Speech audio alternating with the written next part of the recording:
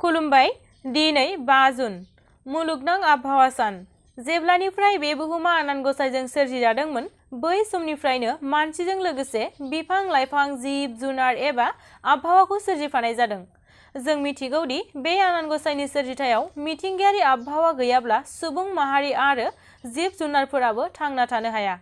बेखौ नोजोर बोना दिनै सानजारि नोगोरनि सिङाव थानाय समखं गाव पन्चायतनि सोद्रोमाफोरनि नाजानायजों समखं गाव पन्चायतनि मावखुलि, समखं तिनिआलि हाथाइ, समखं गेजेर आरो गोजौ फरायसालि लोगोसे साखाथिनि लामा दथायाव गोबां नाहर बिफां गायनाय जादों।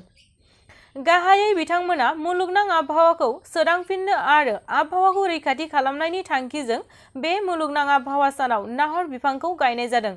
बे गोथार हाबाफारियाव बाहागो लायो समखं गाव पन्चायतनि आफादगिरि सुकुराम ब्रह्म, समखं गाव पन्चायतनि नेहाथारि, समखं गाव पन्चायतनि गासैबो सोद्रोमाफोर लोगोसे बे हाबाफारियाव बाहागो लाबावो समखं गोजौ फरायसालिनि गाहाय फोरोंगिरि हरजित राय चौधुरी आरो बे फरायसालिनिनो गासैबो फोरोंगिरि हान्जा बिथांमोना अखा बोथोरनि समावबो बे हाबाफारियाव बाहागो लायो।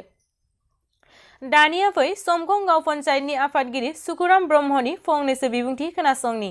मुलुगनां आबहावा साननि सोमोन्दै नोंथाङा मा बुंनो सानो?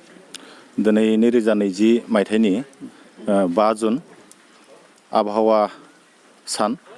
दा बेखौ लानानै जों दिनै समखं गाव पन्चायतनि गासै सोद्रोमाफ्रा जों ज' जानानै जोंनि बे ओनसोलनि थासारिखौ मोजां जानो थाखाय जों बेवहाय दंफां फुलि गायनायनि मोनसे बेबस्था लादों आरो बेवहाय जोङो 60था दिनै दंफांखौ जों गायनानै जोङो गासिबो बे ओनसोलनि रायजोफोरखौ मोनसे जोङो सुबुरुन होनो सानदों जे बेवहाय जोंहा दिनै जिखिनि मानसि सासे माने थांनानै थानोब्ला दंफांबो थांनानै थानांगोन।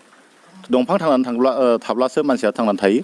दा बेखौ लानानै जों गासिबो बे जोंनि गासिबो पन्चायत बाखि रायजोफोरखौ जे जोंनि बे ओनसोलनि गासिबो मानसिफ्रा जाहाथे फांसे फांसे साफ्रोमबो न'खरावनो जा स्कुलावनो जा जेसेबांनाखि राजहुवा अनुस्थान प्रतिष्ठान दङ बेफोराव जोङो बे दंफांफोरखौ गायनांगौ होननानै जोङो गासै रायजोनो फोरमायनाय जादों।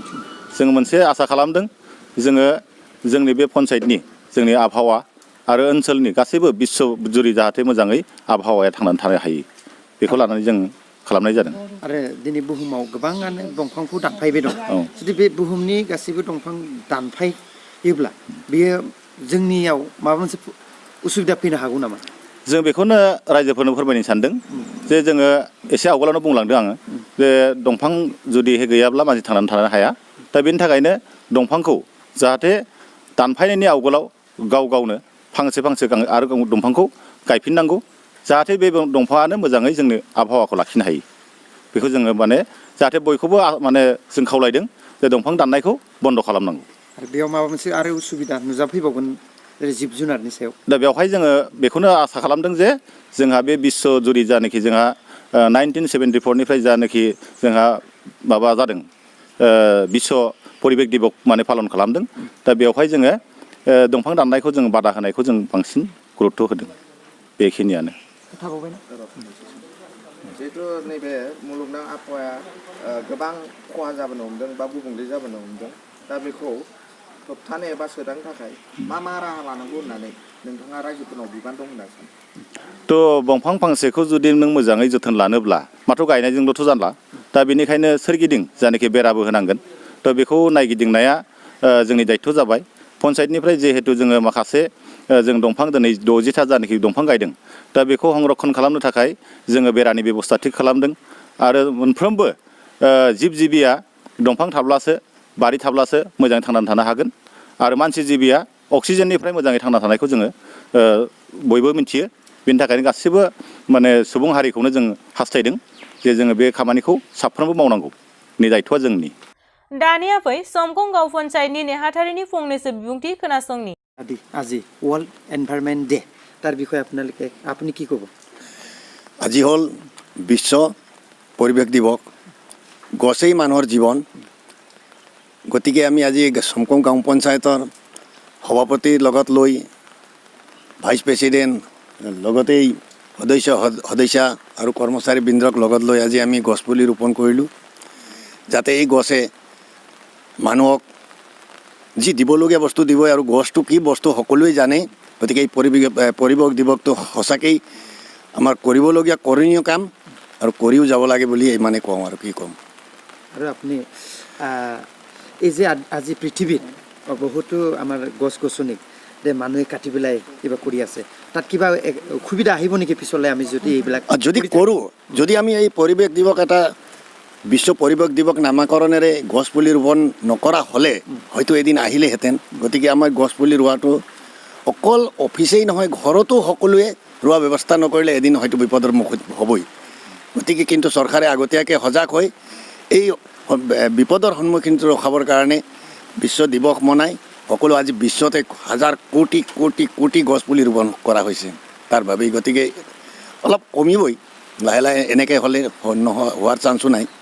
গতিকে গছপুলি কটাটোতো জানেই, এটা বাচ্চাক যেনেকৈ ডাঙৰ দীঘল কৰিবলগীয়া ঠিক গছপুলি তেনেকেই সি ডাঙৰ হ'লে কিমান কি কৰে এইটোতো সকলোৱে জানেই। এটা গছে এটা ঘৰে বনাই দিয়ে, এটা পুলি গছ কাটিলেতো একো কামেই নহয়। যোনে এটা বাচ্চাক মাৰি দিয়ে একোৱেই নহয়, সি ডক্টৰ ইঞ্জিনিয়াৰ হৈ দেশখন চলাই দিয়ে, চাইণ্টিষ্ট বনি যায়, এনেকৈ নিচিনা বস্তু।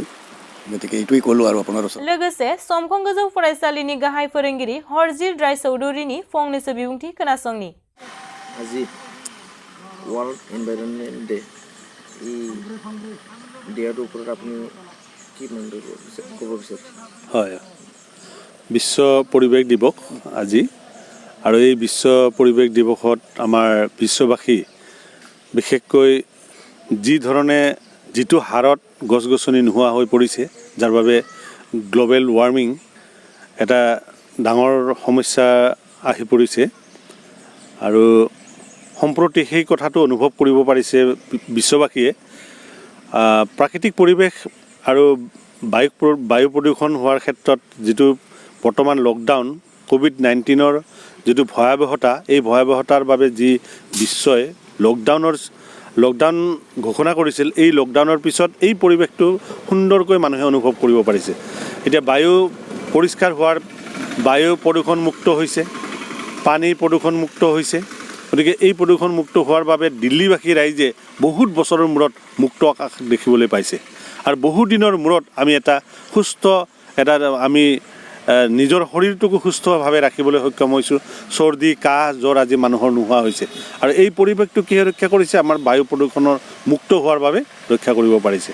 আৰু এই মুক্ত কৰি ৰখাৰ বাবে আজি আমি সমকং উচ্চ ইংৰাজী বিদ্যালয়েও শিক্ষক ছাত্ৰ ছাত্ৰীসকলে গছ ৰোপণৰ কাৰ্যসূচী ৰূপায়ণ কৰিছোঁ। আৰু তাৰোপৰি আমাৰ সমকং পঞ্চায়তৰ প্ৰেচিডেণ্টৰ নেতৃত্বত, সভাপতিৰ নেতৃত্বত আমাৰ বহু ৰাইজৰ উপস্থিতিত আমাৰ বিদ্যালয় চৌহদত বৃক্ষৰোপণ কৰিও আমাক এই প্ৰদূষণমুক্ত এটা পৰিৱেশ ৰক্ষা কৰাৰ ক্ষেত্ৰত সহায় তেওঁলোকে আগবঢ়ালে। তাৰ বাবে তেখেতসকলক ধন্যবাদ জ্ঞাপন কৰিছোঁ, আৰু মই ইমানকৈ কৈ সামৰিছোঁ। আজিৰ এই ৱৰ্ল্ডত হয়, বহুত মানুহে গছবিলাক কাটি আছে। হয়, তেখেতে আমি যদি গছটো কাটি যদি গছটো ৰুই নিদিওঁ, তেনেহ'লে আমাৰ এই পৃথিৱীত কি সমস্যা হ'ব পাৰে? বিশেষকৈ আমাৰ পৃথিৱীৰ ভাৰসাম্য হেৰাই যাব। বিশেষকৈ ভাৰসাম্য বুলি কওঁতে আজি এই পৃথিৱীৰ ভাৰসাম্য হেৰুৱাৰ বাবেই এই কোভিড-19 যিটো ভাৰসাম্য এক প্ৰকাৰ নিয়ন্ত্ৰণ কৰাৰ বাবেই এক প্ৰকাৰ এই ৰোগে আমাক আক্ৰান্ত কৰিছে বুলি আমি ক'ব লাগিব তেনেধৰণে। গতিকে আৰু এই গছ গছনি যদি নাথাকে তেতিয়াহ'লে আমাৰ বায়ু প্ৰদূষণ হ'ব পাৰে, আৰু বায়ু প্ৰদূষণৰ ফলত আমাৰ জীৱকুল, বিশেষকৈ জীৱকুল বুলি কওঁতে কেৱল মানুহেই নহয়, জীৱ জন্তু অন্যান্য প্ৰাণী যিবোৰ আছে, সেই প্ৰাণীবোৰ যিটো ভাৰসাম্যতাৰ ৰক্ষাৰ প্ৰয়োজন হয়, আৰু সেই ভাৰসাম্যতা যদি ৰক্ষা নকৰে আমাৰ মাজত বিশৃংখলতা আহে। যদি এটা উদাহৰণ যদি হাবি জংঘল যদি নাথাকে, তেতিয়া সেই আজিৰ পৰিৱেশত আজি মানুহে ভুক্তভোগী হৈছে যে হাবি জংঘল শেষ কৰাৰ কাৰণে আজি হাতী আমাৰ গাঁৱলৈ আহিছে, টাউনলৈ আহিছে। মানুহৰ মাজত হাতী ওলাই আহি, বাঘ ওলাই আহি আমাৰ মানুহৰ মাজত ত্ৰাসৰ সৃষ্টি কৰিছে। গতিকে এই এনেকুৱা ধৰণৰ, এইটো এটা সামান্য উদাহৰণ, আৰু এনেধৰণৰ পৰিস্থিতি বহুত হ'ব পাৰে। যিহেতু আমাৰ এই ৱৰ্ল্ড এনভাইৰনমেণ্ট ডেত আমাৰ এই যিটো আমাৰ পৃথিৱীৰ যিবোৰ এনভাইৰনমেণ্ট সেইটো বিয়া হৈ আছে, তেখেতক আপুনি সদায় পৃথিৱীৰ ৰাইজসকলক কি মেছেজ দিব পাৰে যে আমাৰ এই ৱৰ্ল্ড এনভাইৰনমেণ্টটো কেনেকৈ আমি ভাল কৰি থ'ব পাৰোঁ? আমি প্ৰতিজন ব্যক্তিয়ে আচলতে সচেতন হ'ব লাগিব। আজি বিশ্ব পৰিৱেশ দিৱসত যেনেধৰণে চৰকাৰে এটা পদক্ষেপ লৈছে, কেৱল পদক্ষেপতেই মানুহে শান্ত বা ক্ষান্ত নাথাকি আমি প্ৰত্যেকে অন্তৰেৰে গছজোপা ৰুব লাগিব। আমি যদি এজোপা গছ কাটো 10 জোপা আমি ৰুবলৈ আমি মনেৰে প্ৰতিজন ব্যক্তিয়ে সংকল্প ল'ব লাগিব। আৰু আজি দেখিবলৈ পাইছোঁ যে যদি চৰকাৰে গছ এজোপা ৰোৱাৰ বা বনানীকৰণৰ পদক্ষেপ লয়, আঁচনি লয়, কিবা এটা অৰ্ডাৰ আমাৰ মাজলৈ আহে, কেৱল মাত্ৰ প্ৰচাৰৰ বাবে গছ এজোপা ৰুই প্ৰচাৰ মাধ্যমত প্ৰচাৰৰ কাৰণেহে কেৱল গছ এজোপা ৰুৱে, এনেধৰণৰ এটা মানসিকতা বা এনেধৰণৰ এটা পৰিৱেশ আমি দেখিবলৈ পাইছোঁ। কিন্তু আমি অন্তৰেৰে সৈতে প্ৰতিজন মানুহক সচেতন কৰিব লাগিব। এজোপা গছ কাটি আমি 10 জোপা ৰুবৰ কাৰণে প্ৰতিজন ব্যক্তিয়ে এই পৰিৱেশটো ৰক্ষা কৰাৰ কাৰণে কিন্তু আমি সচেতন হ'ব লাগিব। আৰু এই সচেতন কৰোৱাৰ ক্ষেত্ৰত আমাৰ শিক্ষিত চামে বা সংগঠনসমূহে বা পঞ্চায়ত বিদ্যালয়সমূহে আমি কিন্তু এই সজাগতাটো আনিবলৈ চেষ্টা কৰিব লাগিব। बेखौ नोजोर बोना धेमाजि जिल्लानि सिङाव थानाय गगामुं हालामाव हेमब्रास दैमारी आरो रबजित वारी सानै लाइमोननि नाजानायजों गोदानै नार्सारिनि गला बेखेवनाय जादों। दिनै मुलुगनां आबहावा सान, बे सानखौ 1972 मायथाइनिफ्रायनो बुहुमनि दाब दाब हादोराव 100निबो बांसिन हादोराव बे हाबाफारिखौ फालिबोबाय थानाय जादों। बेखौ लोब्बा लाखिनानै दिनै जोंनि सोरां हान्जा आफादाबो जोंनि मावथि लोगोफ्रा न'आव थानानैनो फांसे फांसे बिफां गायनानै जों सावगारि थिखांनाय हाबाफारि लादों आरो बेखौ अलरेडि जों दा मावखांबायानो। आरो बेजों लोगोसेनो मोनसे मोजां गोजोनथाव खौराङा बेनो जा गगामुग हालामनिनो जा फंबाय सानैया गगामुग हालामाव जारखि नार्सारि होननाय मोनसे नार्सारि खुलिदों।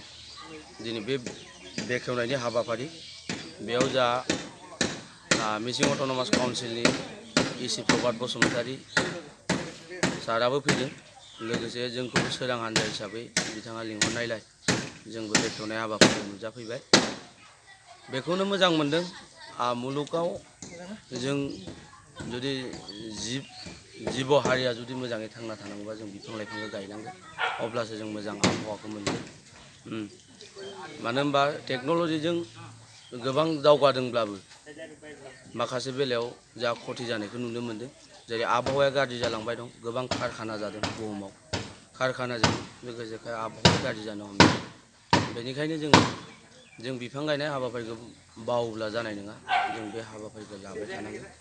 आं सोरां हान्जानि आफादगिरि हिसाबै बेखौनो खावलायगोन, साफ्रोमबो जोंनि सुबुं माहारिया बेखौ जुदि गोसोआव लानानै खामानि मावोब्ला बुहुमा मोनसे गेरेमसा महर लानानै थानो हागोन।